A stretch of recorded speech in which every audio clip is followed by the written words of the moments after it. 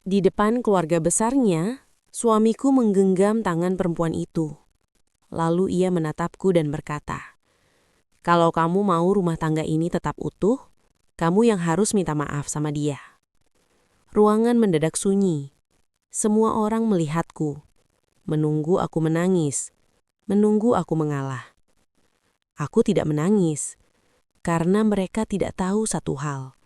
Perempuan itu bukan hanya selingkuhan, dia bagian dari rahasia yang sebentar lagi akan menghancurkan mereka sendiri. Namaku Alia. 3 tahun menikah dengan Raka dan aku tidak pernah menyangka akan dipaksa meminta maaf pada perempuan yang merebut suamiku.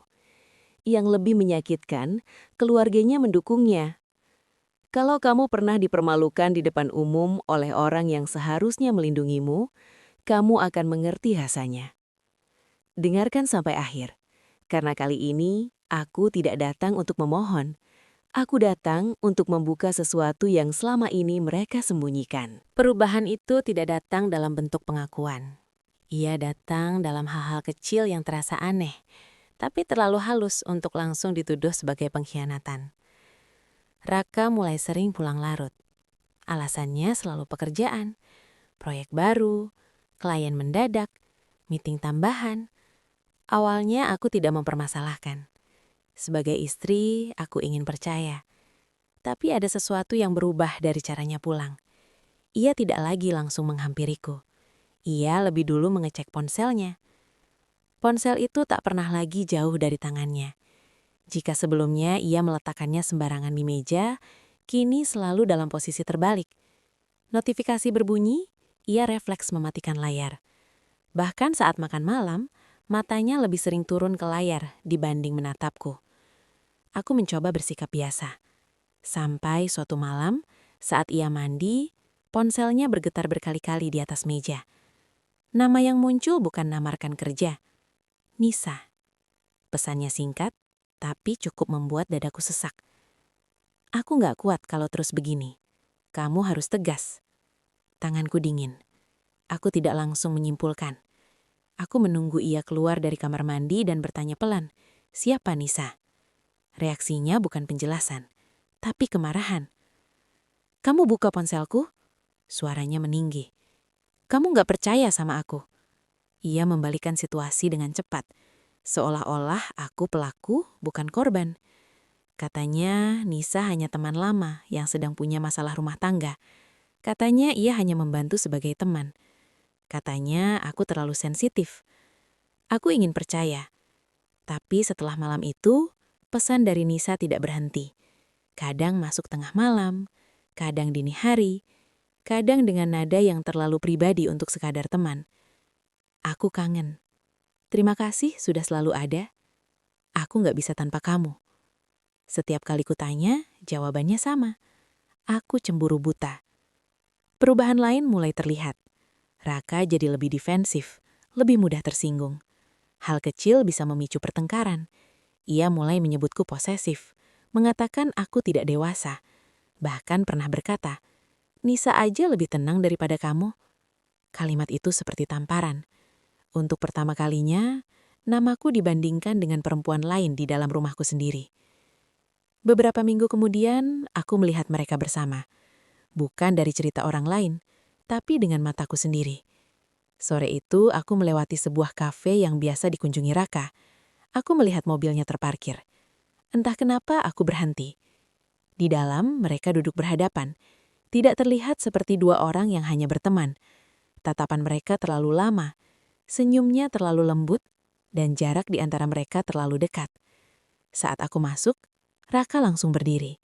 Wajahnya bukan wajah pria yang ketahuan salah, tapi wajah pria yang kesal karena rencananya terganggu. Nisa menatapku dengan ekspresi tenang, bahkan sedikit tersenyum. "Maaf ya Mbak, kalau kehadiranku bikin gak nyaman," katanya. Nada suaranya lembut, tapi tidak merasa bersalah. Disitulah aku sadar, ini bukan lagi dugaan.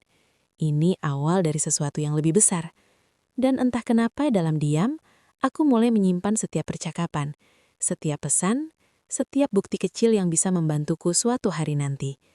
Karena jika ini benar-benar pengkhianatan, aku tidak akan datang tanpa persiapan. Setelah kejadian di kafe itu, Raka tidak lagi berusaha menyembunyikan nama Nisa. Justru sebaliknya, ia mulai menyebutnya terang-terangan di rumah. Katanya ia tidak mau terus dicurigai. Katanya lebih baik semuanya terbuka. Tadi Nisa telepon, dia lagi drop banget, ucapnya suatu malam sambil tetap menatap layar ponselnya. Nada suaranya berubah saat menyebut nama itu. Lebih lembut, lebih sabar, lebih perhatian daripada saat ia berbicara denganku. Aku duduk di depannya, mencoba menahan reaksi. Aku tidak ingin terlihat seperti istri yang cemburu berlebihan. Tapi setiap kalimatnya seperti menggeser posisiku sedikit demi sedikit. Beberapa hari kemudian, ia mulai keluar rumah dengan alasan membantu Nisa mencari kontrakan. Katanya Nisa ingin pisah dari suaminya, karena rumah tangganya bermasalah. Ia mengatakan semua itu seolah-olah aku harus memahami.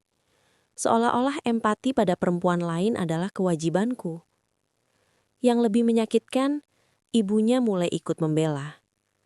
Nisa itu perempuan baik, jangan terlalu suuzon, katanya padaku suatu sore. Raka cuma nolong. Aku menatap ibu mertuaku, mencoba mencari sedikit saja keraguan di matanya. Tapi tidak ada, ia sudah memilih sisi. Tekanan tidak berhenti di situ. Raka mulai membandingkanku secara terbuka. Kamu kenapa sih gak bisa setenang Nisa? Dia aja gak pernah marah-marah kayak kamu. Kalimat-kalimat itu perlahan meruntuhkan sesuatu dalam diriku. Bukan hanya rasa percaya, tapi juga rasa aman. Aku bukan lagi istri yang dihargai. Aku menjadi perempuan yang dianggap penghalang. Suatu malam saat ia tertidur dengan ponsel di tangan, aku melihat notifikasi transfer masuk di layar yang belum terkunci. Raka mentransfer sejumlah uang ke rekening atas nama Nisa. Nominalnya cukup besar untuk disebut sekadar membantu. Aku menahan nafas. Keesokan harinya, aku mengecek mutasi rekening bersama kami. Ada beberapa transfer lain dengan nominal serupa dalam 2 bulan terakhir. Keterangan transfernya ditulis singkat, bantuan. Bantuan seperti apa yang rutin setiap bulan? Saat kutanyakan dengan hati-hati, Raka kembali marah. Itu uangku, kamu gak berhak ngatur, katanya.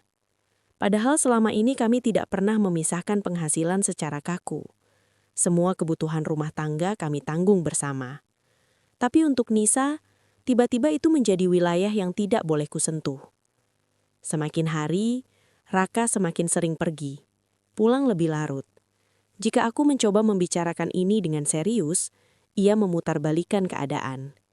Katanya aku membuatnya tidak nyaman di rumah. Katanya aku terlalu menekan. Narasi itu mulai ia bawa ke keluarganya. Suatu akhir pekan saat kami makan di rumah ibunya, aku merasakan tatapan berbeda. Bukan lagi sekadar netral, tapi menghakimi. Ibunya berkata di depan beberapa kerabat, Raka itu capek kerja, tapi di rumah malah dituding macam-macam. Kalimat itu jelas diarahkan padaku. Aku duduk di sana, diposisikan sebagai istri yang tidak bersyukur. Raka tidak membelaku. Ia hanya diam, membiarkan cerita versinya dipercaya. Saat itu aku sadar, ini bukan lagi sekadar hubungan terlarang. Ini sudah menjadi perang narasi. Dan aku sedang ditempatkan sebagai pihak yang salah.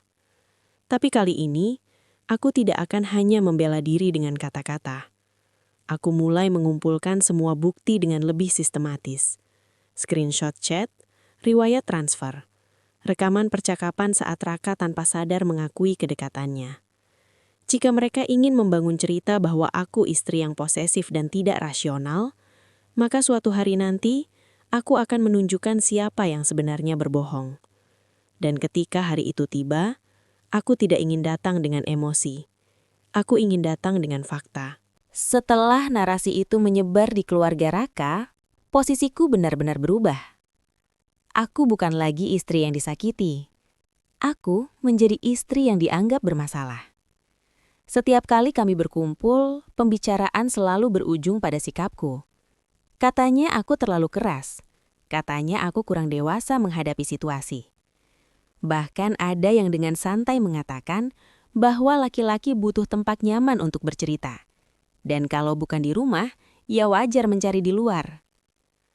Aku duduk di antara mereka, mendengar pembenaran yang disusun rapi untuk membela pengkhianatan. Raka semakin berani. Ia mulai membawa Nisa ke acara keluarga kecil dengan alasan biar nggak salah paham. Katanya lebih baik semuanya transparan. Ironisnya, transparansi yang ia maksud adalah memperlihatkan kedekatan mereka tanpa rasa bersalah. Suatu sore di rumah ibunya, Nisa duduk tidak jauh dariku. Wajahnya terlihat lembut, bahkan sesekali pura-pura canggung. Tapi setiap kali Raka berbicara, matanya tidak lepas darinya. Ibuku tidak ada di sana. Tidak ada satupun yang berdiri di sisiku. Raka lalu mulai membicarakan rumah tangga kami di depan mereka. Alia tuh susah diajak ngobrol. Apa-apa dibesar-besarkan, katanya ringan. Beberapa orang mengangguk. Ibunya menambahkan, makanya jadi istri jangan terlalu emosional. Aku merasakan dadaku panas. Tapi aku tidak bereaksi. Karena saat itu aku tahu, jika aku marah, narasi mereka akan semakin kuat. Di tengah percakapan itu, Nisa tiba-tiba berkata pelan, "Aku sebenarnya nggak enak, karena aku jadi penyebab pertengkaran kalian." Kalimat itu terdengar seperti rasa bersalah. Tapi caranya mengucapkannya justru membuatku terlihat jahat, seolah aku yang menyerangnya. Raka langsung menoleh ke arahku. "Makanya kamu minta maaf aja sama Nisa, biar selesai," ucapnya. Ruangan mendadak sunyi. Aku menatapnya, memastikan aku tidak salah dengar. Ia benar-benar menyuruhku meminta maaf kepada perempuan yang jelas-jelas memiliki hubungan khusus dengannya. Dan yang lebih menyakitkan, tidak ada satupun yang membantahnya. Di momen itu, aku mengerti sepenuhnya. Ini bukan lagi tentang cinta atau cemburu. Ini tentang pembalikan posisi. Mereka ingin menjadikanku pelaku agar pengkhianatan mereka terlihat wajar. Aku pulang malam itu tanpa sepatah kata pun. Bukan karena aku kalah, tapi karena aku sedang menyusun langkah berikutnya. Aku membuka kembali semua bukti yang sudah kukumpulkan. Screenshot percakapan yang lebih intim dari sekedar teman. Transfer rutin dengan nominal yang tidak kecil. Bahkan foto mereka di apartemen yang sempat terkirim tidak sengaja ke cloud bersama. Aku juga mulai menggali informasi tentang Nisa. Dan dari situ, aku menemukan sesuatu yang jauh lebih besar dari yang mereka kira. Nisa bukan perempuan yang sendirian di dunia. Ia masih memiliki suami, dan suaminya tidak tahu apapun tentang kedekatannya dengan Raka. Disitulah aku sadar, permainan ini belum selesai. Dan kali ini, bukan aku yang akan meminta maaf. Momen itu datang lebih cepat dari yang kuduga. Raka mengatakan ingin menyelesaikan semuanya secara dewasa. Ia mengundang keluarganya untuk makan malam di rumah ibunya. Katanya supaya tidak ada lagi salah paham. Katanya supaya semuanya jelas. Aku datang karena ingin mendengar langsung apa yang sebenarnya ingin ia katakan. Ternyata, yang ia siapkan bukan penyelesaian, tapi pengadilan kecil untukku. Nisa datang. Ia duduk di samping Raka, bukan di seberang, bukan menjaga jarak, tapi tepat di sebelahnya, seolah-olah posisinya sudah sah. Ibunya tersenyum tipis saat melihat mereka berdua berdampingan. Percakapan dimulai dengan nada yang seolah netral. Raka bercerita bahwa rumah tangga kami sedang tegang karena aku terlalu curiga. Ia menyebutkan bahwa Nisa hanya teman yang ia bantu. Ia mengatakan aku sering meledakkan emosi tanpa alasan. Semua mata beralih padaku. Aku tidak langsung menjawab. Aku ingin melihat seberapa jauh ia akan melangkah. Lalu, kalimat itu keluar. Kalau Alia mau rumah tangga ini tetap utuh, dia harus minta maaf sama Nisa. Dia sudah bikin Nisa stres dan tertekan. Suara Raka tenang, seolah ia sedang menyampaikan solusi yang logis. Ibunya mengangguk, bahkan menambahkan, perempuan itu harus tahu diri, jangan egois. Beberapa kerabat yang hadir ikut mengiyakan. Aku merasakan tatapan mereka seperti jarum-jarum kecil. Nisa menunduk sedikit, berpura-pura tidak enak hati. Tapi sudut bibirnya tidak sepenuhnya sedih. Aku berdiri perlahan. "Jadi, aku yang harus minta maaf?" Tanyaku pelan. Raka menatapku tegas. "Iya, kamu yang mulai semua ini." Kalimat itu seperti membalik seluruh kenyataan. Pengkhianatan mereka dipoles menjadi kesalahan emosiku. Aku bisa saja berteriak saat itu, bisa saja membuka semua bukti yang sudah kusimpan. Tapi aku memilih menahan diri. Bukan karena takut, tapi karena aku tahu penghinaan publik seperti ini tidak cukup dibalas dengan bantahan. Ia harus dibalas dengan sesuatu yang tidak bisa mereka putarbalikan. Aku menatap satu persatu wajah di ruangan itu. Mereka pikir aku akan menangis, akan memohon, akan meminta maaf demi mempertahankan status sebagai istri. Aku tidak melakukan itu. Aku hanya berkata, "Baik, kalau memang begitu, minggu depan kita selesaikan semuanya di depan semua orang juga." Raka terlihat bingung. Ibunya mencibir. Mereka mengira aku akhirnya menyerah. Padahal saat itu, aku sudah memutuskan. Jika mereka ingin mempermalukan aku di depan umum, maka kebenaran juga akan kubuka di depan umum. Dan kali ini, bukan hanya aku yang akan berdiri di tengah ruangan. Seseorang yang tidak mereka duga akan ikut hadir. Dan ketika hari itu tiba, bukan aku yang akan diminta-minta maaf. Malam setelah penghinaan itu, aku tidak menangis. Anehnya, yang kurasakan bukan lagi sakit, tapi dingin. Dingin yang membuat pikiranku justru jernih. Jika mereka ingin mengadili aku di depan keluarga, maka aku akan menyiapkan sidang yang sebenarnya. Aku duduk di meja makan dengan laptop terbuka. Satu persatu, aku kumpulkan semua yang selama ini kusimpan. Screenshot percakapan Raka dan Nisa. Bukan hanya pesan kangen atau nggak kuat, tapi percakapan yang jelas menunjukkan hubungan emosional yang melampaui batas. Janji bertemu, keluhan tentang aku, rencana masa depan yang menyebut mereka sebagai kita. Lalu, bukti transfer. Bukan satu kali, bukan dua kali. Transfer rutin setiap bulan dengan nominal yang cukup untuk menyewa apartemen kecil. Aku mengecek lagi detail rekeningnya. Keterangan transfer yang sebelumnya hanya kutebak, kini terasa sangat jelas. Untuk apartemen, kebutuhan, biaya bulanan. Raka bukan sekedar membantu teman, ia membiayai perempuan lain. Namun bukti paling penting belum itu. Beberapa hari sebelumnya, aku sudah mencari tahu lebih dalam tentang Nisa. Dari media sosialnya, aku menemukan satu foto lama yang hampir terhapus. Foto pernikahannya. Ia masih memiliki suami. Dan dari informasi yang bisa kutelusuri, suaminya bekerja di luar kota dan jarang pulang. Artinya, bukan hanya aku yang dikhianati. Aku menemukan nomor suaminya melalui salah satu kenalan lama yang kebetulan pernah satu komunitas dengannya. Awalnya aku ragu, apakah aku harus sejauh ini? Tapi kemudian aku teringat wajah Raka saat menyuruhku meminta maaf, tatapan ibunya yang merendahkanku, dan senyum tipis Nisa di tengah penghinaan itu. Aku tidak sedang membalas dendam, aku sedang mengembalikan keseimbangan. Aku mengirim pesan singkat kepada suami Nisa. Tidak panjang, tidak emosional, hanya satu kalimat. "Saya memiliki sesuatu yang perlu Anda lihat tentang istri Anda dan suami saya." Awalnya tidak ada balasan. Beberapa jam kemudian, ia menjawab. Dan sejak malam itu, komunikasi kami berlangsung singkat, jelas, dan penuh bukti. Aku mengirimkan sebagian screenshot, bukti transfer, jadwal pertemuan mereka yang selama ini kusembunyikan dalam kalender pribadiku. Responsnya singkat, "Saya akan datang."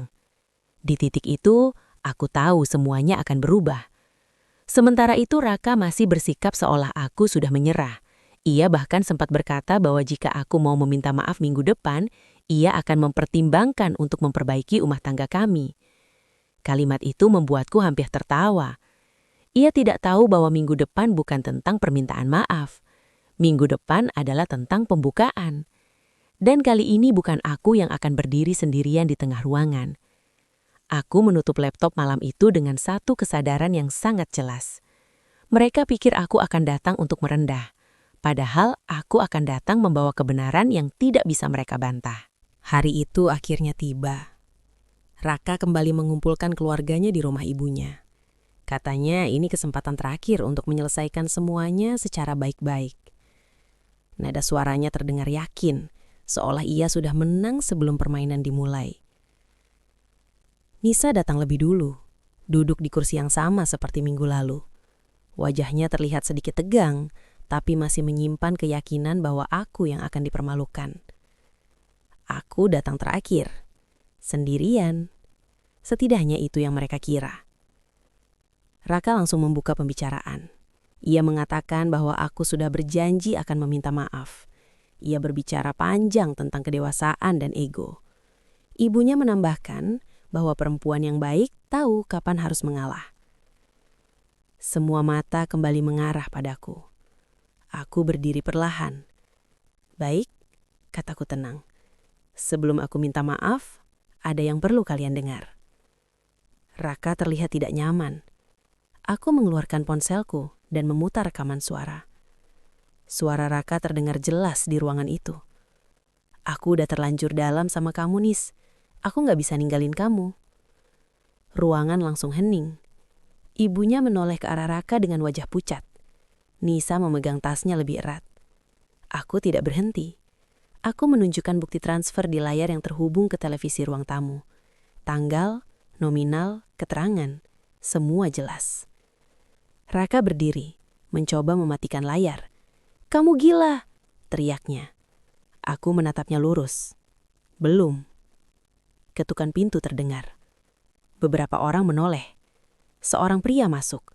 Wajahnya tegang, matanya tajam. Suami Nisa. Ruangan berubah menjadi kacau. Nisa berdiri dengan panik. "Kamu ngapain kesini?" Pria itu tidak menjawab nih. Ia hanya menatap layar yang masih menampilkan bukti transfer dan pesan-pesan mesra. Raka mulai menghilangkan kendali. "Alia, kamu keterlaluan. Ini urusan rumah tangga kita." Aku menjawab dengan suara yang tidak lagi gemetar. "Kamu mempermalukanku di depan keluargamu. Sekarang kebenaran yang mempermalukanmu." Kalimat itu menggantung berat di udara. Ibunya terduduk. Wajahnya yang tadi penuh keyakinan kini kosong. Nisa mulai menangis, mencoba menjelaskan bahwa semuanya hanya salah paham. Tapi suaminya sudah memegang ponsel, membaca sendiri pesan-pesan yang kukirimkan sebelumnya. Tidak ada lagi ruang untuk cerita versi Raka. Untuk pertama kalinya, ia tidak bisa memutarbalikkan keadaan. Ia tidak lagi berbicara tentang kedewasaan. Tidak lagi menyuruhku meminta maaf. Yang terdengar hanya suaranya yang terputus-putus mencoba menjelaskan kebohongan yang sudah terlalu jelas. Dan hari itu, bukan aku yang berdiri di tengah ruangan sebagai terdakwa, melainkan mereka, tanpa perlindungan, tanpa narasi, hanya kebenaran. Setelah rekaman itu diputar dan suami Nisa berdiri di tengah ruangan, suasana berubah total. Tidak ada lagi bisik-bisik kecil. Tidak ada lagi tatapan menyudutkan ke arahku. Semua fokus pada dua orang yang beberapa menit lalu merasa paling benar. Suami Nisa melangkah mendekat. Wajahnya merah menahan amarah. Ia tidak berteriak. Justru ketenangannya membuat ruangan terasa lebih menekan. "Ini sudah berapa lama?" tanyanya pelan pada Nisa. Nisa tidak bisa menjawab. Air matanya jatuh, tapi bukan air mata yang membuat orang iba. Itu air mata orang yang tertangkap. Raka mencoba mengambil alih. "Ini cuma salah paham. Kita cuma dekat gak lebih," katanya cepat. Aku langsung mengangkat ponselku lagi. "Kalau cuma dekat, kenapa ada biaya apartemen setiap bulan?" tanyaku. Beberapa anggota keluarga mulai berbisik. Ibunya berdiri, mencoba membela anaknya. "Ini pasti kamu yang memancing. Perempuan seperti kamu memang suka mengadu domba," katanya padaku. Aku menatapnya tanpa emosi. Kalau saya mengada-ada, kenapa bukti transfernya nyata? Suami Nisa meminta ponselku dan membaca sendiri semua percakapan. Wajahnya berubah dari marah menjadi dingin. Ia menoleh ke arah Raka. "Kamu bukan cuma menghancurkan rumah tanggamu, kamu masuk ke rumah tangga orang lain." Raka mulai kehilangan kesabaran. Semua ini karena Alia nggak pernah ngerti aku, teriaknya. Untuk pertama kalinya, aku tertawa kecil. Bukan karena lucu, tapi karena betapa mudahnya ia melempar tanggung jawab. Aku tidak pernah memintamu selingkuh. Kamu yang memilih. Ruangan kembali sunyi.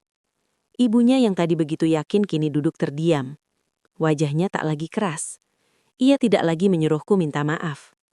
Beberapa kerabat yang sebelumnya mendukung Raka, kini menghindari kontak mata dengannya. Suami Nisa akhirnya berkata tegas, "Kita selesaikan ini di rumah." Ia menggenggam tangan Nisa, bukan dengan lembut, tapi dengan tegas, dan membawanya keluar. Nisa tidak lagi terlihat percaya diri.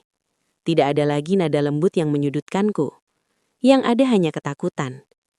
Kini tinggal aku dan Raka di tengah keluarga yang sudah kehilangan kata. Raka mendekat padaku. Suaranya berubah menjadi rendah. "Kamu puas?" tanyanya. Aku menatapnya lama. Aku tidak mencari kepuasan. Aku mencari keadilan. Wajahnya benar-benar runtuh di momen itu. Bukan karena kehilangan Nisa, tapi karena kehilangan citra yang selama ini ia bangun. Ia mencoba menyentuh tanganku, tapi aku mundur satu langkah. Yang jatuh hari itu bukan hanya hubungannya dengan perempuan lain, tapi seluruh kebohongan yang ia bangun untuk membuatku terlihat bersalah. Dan untuk pertama kalinya, aku tidak merasa sendirian di ruangan itu. Karena kebenaran berdiri di sisiku. Setelah malam itu, semuanya bergerak cepat. Raka beberapa kali mencoba menghubungiku. Pesannya tidak lagi penuh amarah. Ia mulai memohon, mengatakan bahwa semua itu hanya kesalahan sesaat, bahwa ia terjebak, bahwa ia tidak benar-benar ingin kehilangan rumah tangga kami. 3 tahun pernikahan tidak membuatku kebal terhadap kenangan, tapi satu malam penghinaan publik sudah cukup untuk membuka mataku sepenuhnya. Ia bukan hanya berselingkuh, ia memaksaku meminta maaf pada perempuan yang ia pilih. Dan itu bukan kesalahan sesaat, itu pilihan sadar. Aku tidak membalas pesan-pesannya. Seminggu setelah konfrontasi itu, aku mengajukan gugatan cerai. Tanpa ancaman, tanpa drama panjang. Semua bukti sudah jelas, semua posisi sudah terang. Raka datang ke rumah orang tuaku untuk mencoba berbicara langsung. Wajahnya terlihat lebih tua dari biasanya. Tidak ada lagi nada tinggi, tidak ada lagi pembelaan. "Aku salah," katanya pelan. Aku menatapnya datar. "Kamu bukan salah, kamu sengaja." Kalimat itu membuatnya terdiam. Ibunya tidak lagi datang. Tidak ada lagi pesan menyuruhku dewasa atau mengalah. Semua orang sudah melihat apa yang sebenarnya terjadi. Tidak ada lagi narasi yang bisa diputarbalikkan. Proses perceraian berjalan tanpa banyak hambatan. Raka tidak lagi berusaha melawan. Ia tahu, jika ini diperpanjang, lebih banyak bukti akan terbuka. Tentang transfer, tentang apartemen, tentang janji-janji yang ia buat pada 2 perempuan sekaligus. Nisa pun tidak bertahan lama di rumah tangganya. Suaminya memilih berpisah. Reputasi yang selama ini ia jaga runtuh dalam waktu singkat. Dan Raka, ia kembali sendirian. Bukan karena aku pergi, tapi karena keputusannya sendiri. Beberapa bulan kemudian, aku pindah ke apartemen kecil dekat kantorku. Tidak besar, tidak mewah, tapi tenang. Untuk pertama kalinya setelah sekian lama, aku tidur tanpa harus memikirkan siapa yang sedang ia hubungi. Tanpa harus membela diri di depan orang-orang yang tidak mau melihat kebenaran. Aku tidak pernah meminta maaf pada selingkuhannya. Aku tidak pernah meminta maaf karena merasa tersakiti. Dan aku tidak pernah menyesali keputusanku pergi. Karena harga diri tidak bisa ditukar dengan status sebagai istri. Raka mungkin menyesal sekarang. Tapi penyesalan tidak menghapus pilihan yang sudah ia buat. Dan aku tidak kembali. Tidak ada balikan. Tidak ada kasihan. Hanya satu keputusan yang tegas. Selesai. Hari itu ia menyuruhku meminta maaf. Hari ini ia bahkan tidak berani menatapku lagi. Semua sudah jelas. Semua sudah tertutup. Dan untuk pertama kalinya, aku benar-benar bebas. Aku pernah berdiri di tengah ruangan, dipaksa meminta maaf pada perempuan yang merebut suamiku. Semua mata menatapku seolah aku yang bersalah. Saat itu yang paling menyakitkan bukan pengkhianatannya, tapi keberaniannya membalikan posisi, menjadikanku terdakwa di atas luka yang ia buat sendiri. Aku belajar satu hal penting. Pengkhianatan bisa disembunyikan dengan narasi, tapi tidak bisa bertahan di hadapan bukti. Mereka mungkin bisa membuatmu terlihat salah di depan orang lain, tapi kebenaran, ketika waktunya tiba, akan berdiri sendiri tanpa perlu dibela dengan teriakan. Aku tidak menang karena mempermalukan mereka, atau menang karena berhenti membiarkan diri itu dipermalukan. Harga diri tidak datang dari status sebagai istri. Ia datang dari keberanian untuk berkata cukup. Jika kamu berada di posisiku, dipaksa meminta maaf atas kesalahan yang bukan milikmu, apa kamu akan mengalah demi terlihat dewasa, atau berdiri dan membuka kebenaran? Tulis di komentar.